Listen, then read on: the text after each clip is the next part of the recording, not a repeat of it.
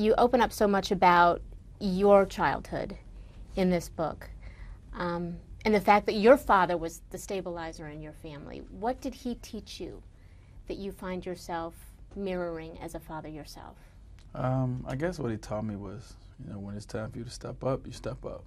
My dad had to step up and become the father that I needed when my mom went to jail and when my mom was dealing with her addictions. He stepped up and he took me in his home, and even when it probably wasn't convenient for him, even when it wasn't what he was used to, he stepped up. And I'm successful today because of that father figure that I needed in my life and that I had. What was it like for you then?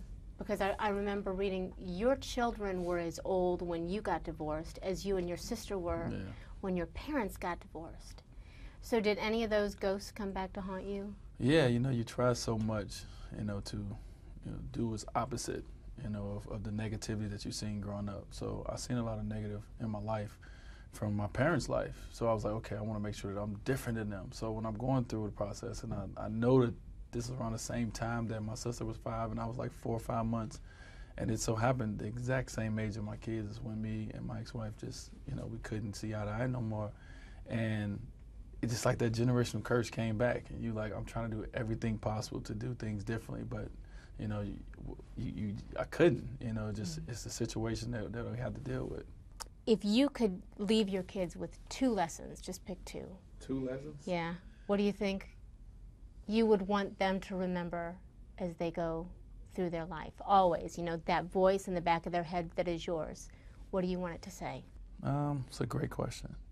I think one of the reasons I wrote this book, obviously for many kids, but especially for my kids, and it's just to show them that, because a lot of people look at me now and they say, oh, he's successful, he's this, he's that, and they don't understand the obstacles that I had to go through in life and that I still go through. And, so that's one of the lessons I want to leave to my kids, let them know, listen, you're going to go through obstacles in life. You're going to get knocked down, and I always feel that what determines a person, a human being, a man, is how do they respond once they get knocked down. Because when everything is going great, everyone looks great.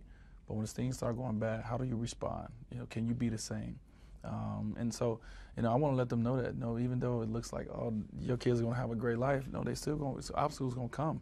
And it's going to be their obstacles that I might not ever had experience with. And I probably can't help them with it. And they're going to have to figure it out. Do you catch yourself in moments where you're not leading by example? You go, oh, shoot, I hope they didn't see that. Yes. On the basketball court a lot. Really? It's funny because I was just having these conversations. When I watch my son play, I tell him, he'd run up to the referees, he'd be getting frustrated, and I'd be telling him, like, what are you doing? Have fun, enjoy the game. And then I watch myself play on tape, and I'll be like, what am I doing? I got to lead by example. He watching me like, Dad, you run up to the refs. So what are you doing? I'm doing you, Dad. I'm doing just like you do it. Doing what he sees. And I'm like, this year I'm going to try to focus on just leaving it alone, enjoying the game of basketball, because I can't teach him and tell him to do something when I'm not doing it.